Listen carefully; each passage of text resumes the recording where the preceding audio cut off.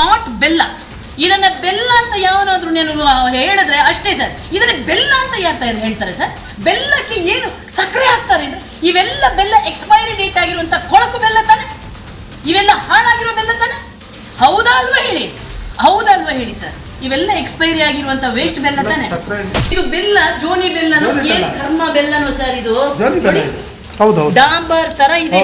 ಇವೆಲ್ಲ ವೇಸ್ಟ್ ಆಗಿರುವ ಡಾಂಬರ್ ತರ ಇರುವಂತ ಬೆಲ್ಲ. I have taken it as A challenge.